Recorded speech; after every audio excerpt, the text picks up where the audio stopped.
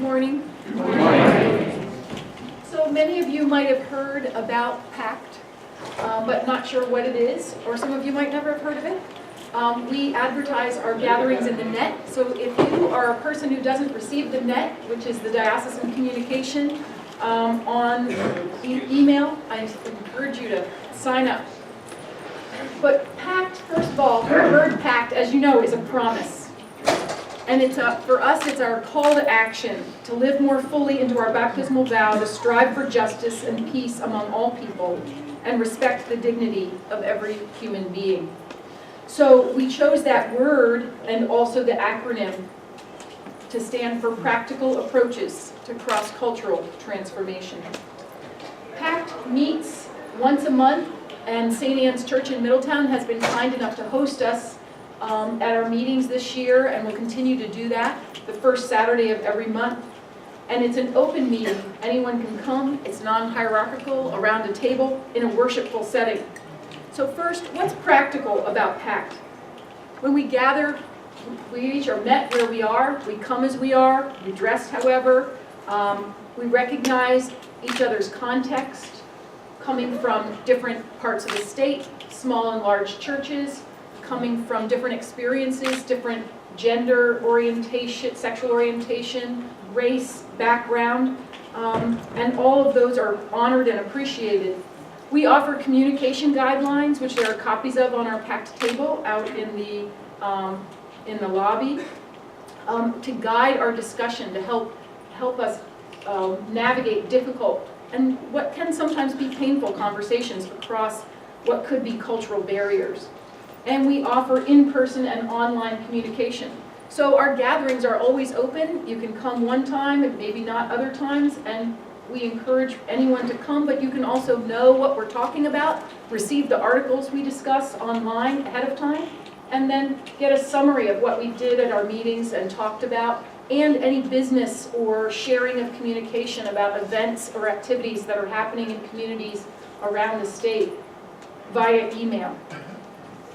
So we have used many different approaches. On our Saturday gatherings, we use a liturgical, prayerful setting, very informal, inclusive language liturgy, and we invite others to take that liturgy home to use in your parish for an alternative service, maybe during Lent, or for a way of putting a difficult or important discussion in a liturgical context that is innovative and inclusive.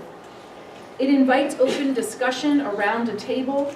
As I said, it's a non-hierarchical structure, so even though a priest actually consecrates the elements, everyone in the group takes part in the liturgy and takes turns bringing an article to discuss or sharing business. We encourage an ongoing process of education. We don't say, well, we've talked about race, so we're not going to talk about that again, or we've talked about sexual orientation, so we've done that. It's not a one and done discussion. It's ongoing learning at the personal and interpersonal level about our own personal change and also cultural and institutional change in our churches and in our communities. And so the other approach, obviously, that I've been talking about is our monthly diocesan-wide meetings. But we also offer on-site events. We offer Parish Life Day workshops. We will send pairs of people to your churches to lead an adult education forum in an evening or a Sunday morning, or to help guide you in responding to a community event using the guidelines that we teach. So what's cross-cultural? We invite everyone to come as they are and to share who they are and all their many contexts. We include diversity of race, gender, sexual orientation, age, experience, and lay and ordained people. And we would like to continue to grow in understanding each other's contexts and sharing with honesty and respect. And in doing so, building bridges and connections across difference, and then partnering with others who are sharing in our concerns about justice and inclusion in our wider communities, such as the Coalition to Dismantle the New Jim Crow, which many of us were involved in Wilmington, the big forum this past winter, and ongoing work for criminal justice reform and in other areas that impact us all. So how is this transforming? It nurtures our spiritual and moral growth in ways that we have more time for. It's an almost 3-hour meeting instead of a 1-hour worship, and it involves discussion with lots of people. So it really helps us develop our understanding, our perspective. It challenges us and encourages a spiritual and moral approach to issues that are a lot in the news right now. And rather than just shaking our heads or pointing our fingers, it invites us to enter in to this space with honor and respect to talk about difficult issues. It creates empowerment to act in our communities, in our churches, in our home communities, and across the state for justice and to live out our faith in concrete ways.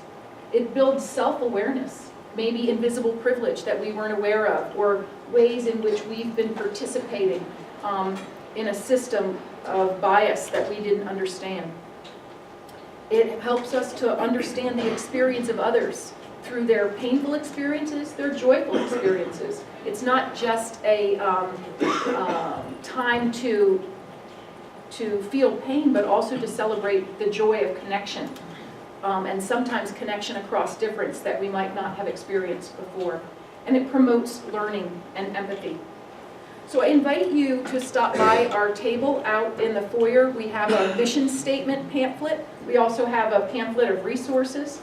And I also invite you to think about ways in which you can support PACT's mission as our diocesan inclusion and social justice mission, diversity mission, as well as how PACT can serve you. So you can come share or encourage someone in your parish to come share in our monthly worship and discussion. You can adapt and adopt the PACT inclusive liturgy for an alternative worship and discussion format in your community. You can invite PACT members to come and lead a discussion or an adult forum.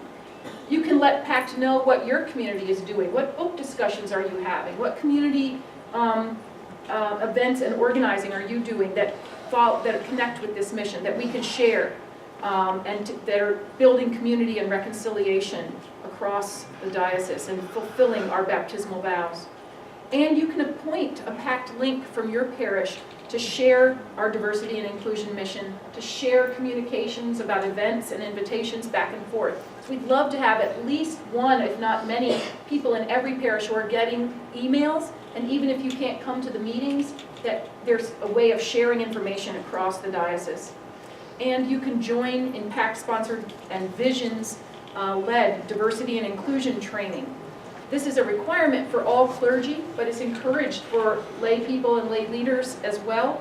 And our next full-day training will be Tuesday, March 1st.